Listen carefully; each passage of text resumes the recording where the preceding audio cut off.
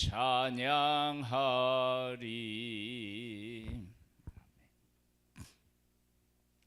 사무엘상 4장 말씀을 보겠습니다.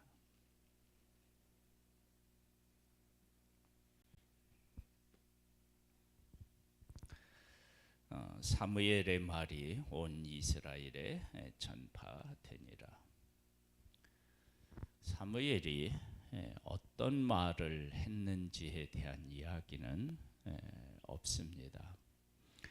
그 3장 19절로부터 보더라도 사무엘이 자라매 여호와께서 그와 함께 계셔서 그의 말이 하나도 땅에 떨어지지 않게 하시니 단에서부터 브엘세바까지의 온 이스라엘이 사무엘은 여호와의 선지자로 세우심을 입은 줄을 알았더라.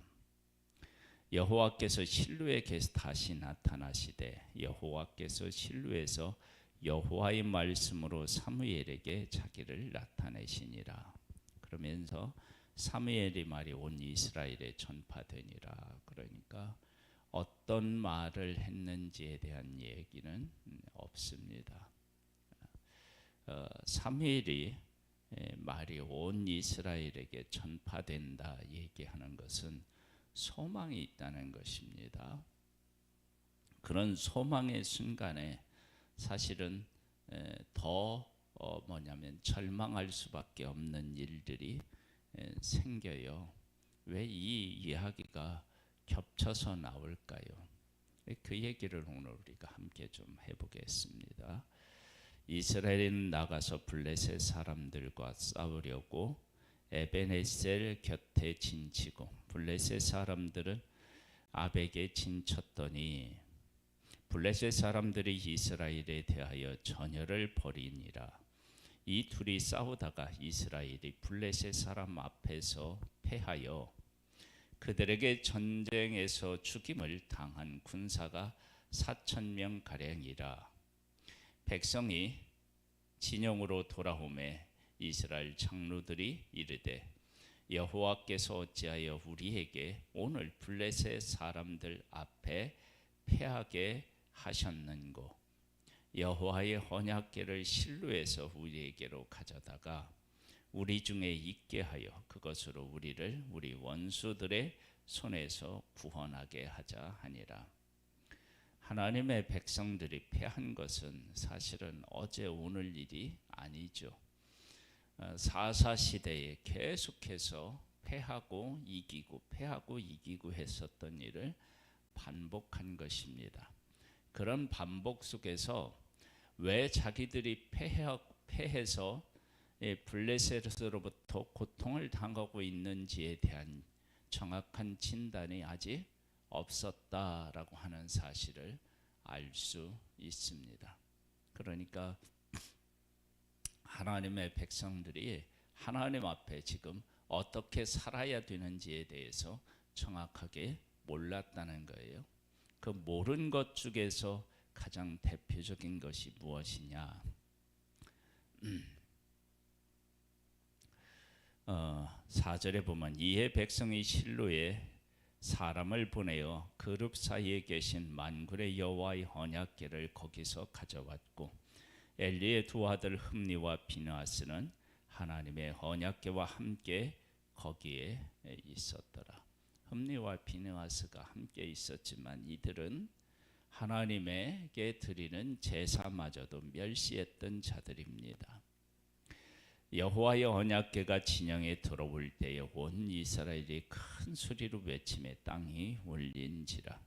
블레셋 사람이 그 외치는 소리를 듣고 이르되 히브리 진영에서 큰 소리로 외치면 어찌 됨이냐 하다가 여호와의 궤가 진영에 들어온 줄을 깨달은지라. 블레셋 사람이 두려워하여 이르되 신이 진영에 이르렀도다 하고 또 이르되 우리에게 화로다. 전날에는 이런 일이 없었도다. 우리에게 화로다. 누가 우리를 이 능한 신들의 손에서 건지리요. 그들은 광야에서 여러 가지 재앙으로 애굽이를 친 신들이니라.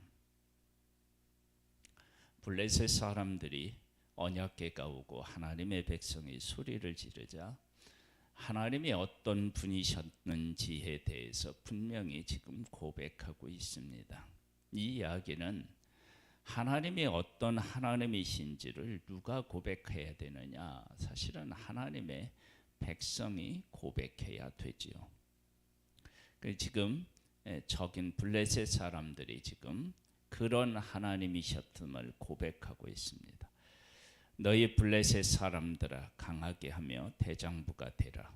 너희가 히브리 사람이 종이 되기를 그들이 너희의 종이 되었던 것 같이 되지 말고 대장부같이 되어 싸우라 하고 블레셋 사람들이 쳤더니 이스라엘이 패하여 각기 장막으로 도망하였고 살육이 심히 커서 이스라엘 보병이 엎드러진 자가 3만 명이었으며 하나님의 궤는 빼앗겼고 엘리의 두 아들 흠니와 비느하스는 죽임을 당하였더라.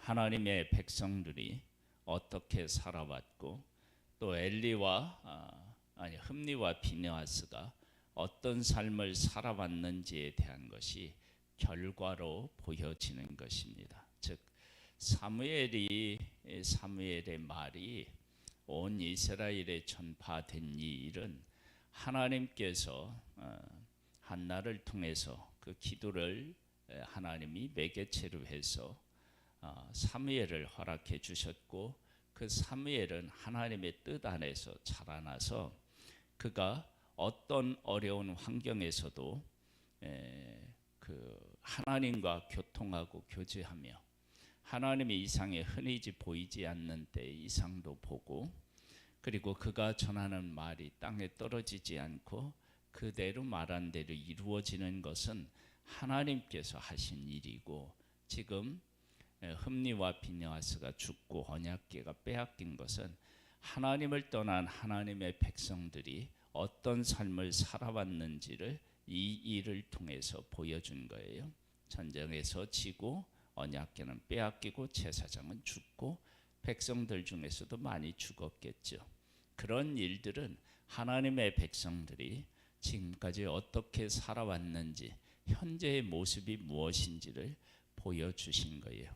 이러한 이스라엘 백성들 하나님의 백성들을 하나님께서 사무엘을 통해서 새롭게 하시겠다라고 하는 것을 보여주고 있는 것입니다. 당일에 어떤 베냐민 사람이 진영에서 달려나와 자기의 옷을 찢고 자기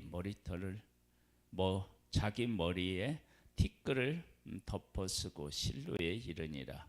그가 이를 때 엘리가 길 옆 자기 의자에 앉아 기다리며 그의 마음이 하나님의 궤로 말미암아 떨릴지흠이라.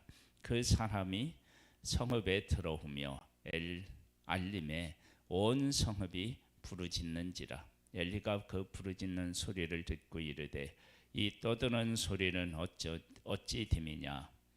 그 사람이 빨리 가서 엘리에게 말하니 그때 엘리의 나이가 98세라. 그의 눈이 어두워서 보지 못하더라. 그 사람이 엘리에게 말하되 나는 진중에서 나온 자라. 내가 오늘 진중에서 도망하여 왔나이다. 엘리가 그에 이르되 내 아들아 일이 어찌 되었느냐. 소식을 전하는 자가 대답하여 이르되 이스라엘이 블레셋 사람 앞에서 도망하였고 백성 중에는 큰 살육이 있었고 당신의 두 아들 흠니와 비느하스도 죽임을 당하였고 하나님의 궤는 빼앗겼나이다. 하나님의 궤를 말할 때에 엘리가 자기 의자에서 뒤로 넘어져 문 곁에서 목이 부러져 죽었으니 나이가 많고 비대한 까닭이라. 그가 이스라엘 사사가 된 지 40년이었더라. 하나님께서 엘리와 그 가문에 대한 이야기, 저주를 하나님은 이미 사무엘을 통해서 하셨는데 이 전쟁과 또 언약궤가 빼앗긴 것으로 인하여서 그 죄에 대한 결과가 다 이렇게 나온 것을 보게 됩니다. 즉 하나님의 백성의 지금 현재 상황은 언약궤의 의미도 제대로 알지 못했고 그 언약궤마저도 원수의 손에 넘어가는 그러한 일까지도 생긴 것을 통해서 사무엘이 자라날 때 얼마나 하나님의 백성들이 하나님 앞에서 큰 죄인이었음을 이 상황을 통해서 우리가 볼 수 있습니다. 그리고 그의 며느리인 비느하스의 아내가 임신하매 해산 때가 가까웠더니 하나님의 궤를 빼앗긴 것과 그의 시아버지와 남편이 죽은 소식을 듣고 갑자기 아파서 몸이 부풀려 해산하고 죽어갈 때에 곁에 서 있던 여인들이 그에게 이르되 두려워하지 말라 네가 아들을 낳았다 하되 그가 대답하지도 아니하며 간념하지도 아니하고 이르기를 영광이 이스라엘에서 떠났다 하고 아이의 이름은 이가봇이라 하였으니 하나님의 궤가 빼앗겼고 그의 시아버지와 남편이 죽었기 때문이며 또 이르기를 하나님의 궤를 빼앗겼으므로 영광이 이스라엘에서 떠났다 하였더라. 하나님께서 사무엘을 택해서 사무엘을 통해서 하나님의 백성들에게 이제 새로운 그런 어떤 나라가 되겠구나. 하나님께서 우리를 돌보시는구나. 그런 것들을 느꼈을 거예요. 그러면 이스라엘 백성들의 선택은 어떠해야 되느냐? 그러면 그 하나님을 바라보고 그 하나님을 의지하고 그 하나님 앞에서 잘못된 것이 있다 그런 것 회개하고 돌아서서 그러면서 블레셋과 맞섰더라면 어떠했을까라는 생각을 해보게 됩니다. 즉 하나님께서 그 백성들을 돌보시고 함께 하시고 일하신다라고 하는 사실을 누구를 통해서 사무엘을 통해서 하나님의 백성에게 보여주시고 말씀하신 거예요. 그런데 그 하나님에게 진정한 소망을 두지 않고 옛날 자기들이 가지고 있었던 죄적인 습관을 따라서 이 일을 행하는 모습을 보게 됩니다. 전쟁하는 모습을 보게 되는 거예요. 그러면서 그 일이 얼마나 하나님 앞에 크게 잘못되었는지를 나타나는 현상을 통해서 알게 됩니다.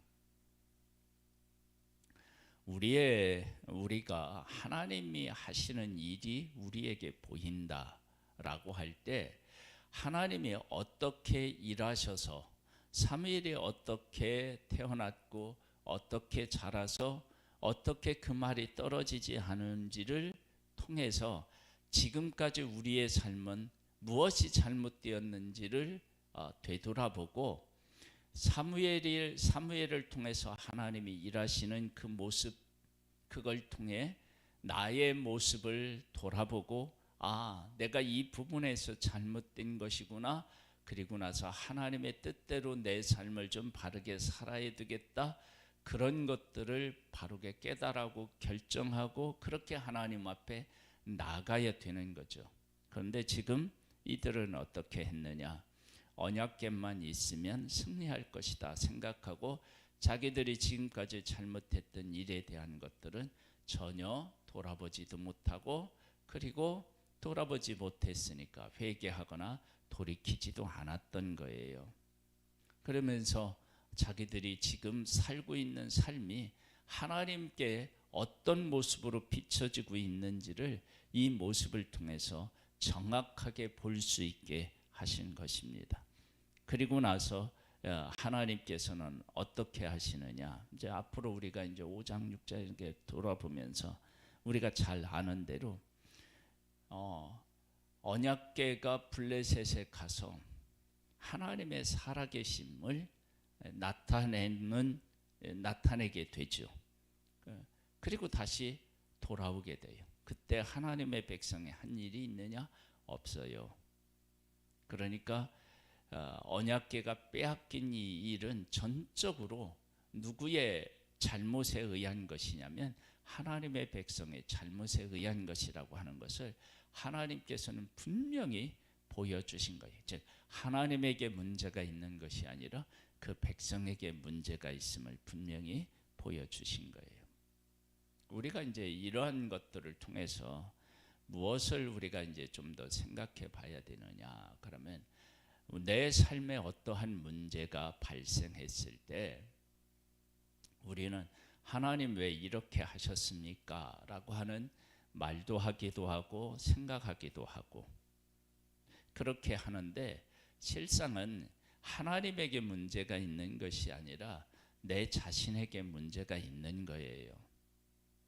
그래서 어떤 문제를 통해서 나의 부족한 부분들을 정확하게 하나님 안에서 보고 그 문제를 하나님 앞에 가지고 나가면 되는 거예요. 예, 한번 오늘 이야기를 이제 한나의 얘기를 통해서 한번 이렇게 정리를 해보겠습니다. 한나는 남편의 사랑을 받았습니다. 그런데 아기를 낳지 못해요. 그 일로 인해서 분인나가 한나를 조롱해서 한나가 너무 괴로워요. 해결 방법은 하나님 앞에 기도해서 하나님께서 자기의 태문을 여는 것밖에 없다는 결론을 내리고 하나님 앞에 나아가서 기도했더니 근본적인 문제를 해결하고 그가 찬양하는 사람으로 서게 되지요. 그렇게 살아가게 됩니다. 이 모습이 하나님의 백성의 모습이어야 되는 거예요. 즉 내 안에 어떤 문제가 있는데 그 문제를 근본적으로 해결하실 분은, 한나는 남편의 사랑을 받았지만 남편의 사랑을 받는 것으로 이 문제는 해결될 수 없었어요. 하나님께서 해결해 주셔야 되는 거예요. 하나님께서 한나에게 아들을 주시자 모든 문제가 근본적으로 다 해결됐다고요. 그러면 우리들에게도 마찬가지인 것입니다. 우리에게 어떤 문제가 있으면 그 문제를 사람이 나에게 잘해준다고 해서 해결될 문제가 아니고요. 하나님께서 이 문제에 개입하셔서 하나님이 해결해 주셔야 되는데 그 하나님을 인정하고 하나님께 내 문제를 맡기고 아뢰고 그 하나님께서 그 문제를 해결해 주실 때만이 가능한 거예요. 그렇게 하나님의 백성들이 이제 돌아올 때가 된 것입니다. 하나님은 그렇게 하나님의 백성을 돌아오게 하기 위해서 누구를 세우셨느냐면 사무엘을 세우셨고, 사무엘의 말이 전해지는 곳마다 그 말들이 이루어져서 앞으로 하나님께서 사무엘을 통해서 하신 말씀을 하나님의 백성들이 들어야 되는구나 라고 하는 것을 깨닫고 사무엘의 말, 사무엘의 그런 어떤 전하는 말을대로 순종하고 하나님 앞에 나옴으로 그들이 다시 회복되는 역사들이 일어나는 거죠. 우리의 삶은 하나님에게로 돌아갈 때, 하나님이 무엇을 원하시는지를 깨달아 할 때 회복의 역사가 일어나는 것입니다. 우리에게도 이러한 하나님의 의도를 깨닫고 돌아가서 우리의 삶에 회복의 역사가 일어나기를 주님의 이름으로 축복합니다. 하나님 아버지, 언약궤라고 하는 것을 가지고 전쟁터에 갔다고 이기는 것이 아니라 언약궤는 하나님이 그 백성들과 함께 계시다는 것인데, 하나님이 함께 계시다면 우리가 어떻게 살아야 되는지를 깨달아 알고 그 가운데 살아가는 것이 언약궤 중심으로 살아가는 것입니다. 전쟁에서도 마찬가지고요. 지금 우리의 삶에서도 마찬가지입니다. 우리가 하나님 중심으로 산다면 지금 어떻게 살아가야 하는지를 깨달아 알고 그렇게 살아내는 것, 그것이 하나님 중심인데, 우리가 하나님 중심이 아닌 마음을 가지고 하나님 중심인 것처럼 포장하고 있다면 그 포장지를 걷어내고 하나님 중심으로 위해 살아서 회복의 역사를 경험하는 복된 한 해가 되기를 소망합니다. 주여, 우리에게 은혜 위에 은혜를 더하여 주셔서 깨닫는 은혜, 변화받는 은혜로 함께 하옵소서. 예수님의 이름으로 기도드립니다. 아멘. 하늘에 계신 우리 아버지여, 이름이 거룩히 여김을 받으시오며 나라에 임하옵시며 뜻이 하늘에서 이룬 것 같이 땅에서도 이루어지리이다. 오늘날 우리에게 일용할 양식을 주옵시고 우리가 우리에게 죄 지은 자를 사하여 준 것 같이 우리 죄를 사하여 주옵시고 우리를 시험에 들게 하지 마옵시고 다만 악에서 구하옵소서. 대개 나라와 권세와 영광의 아버지께 영원히 있사옵나이다. 아멘.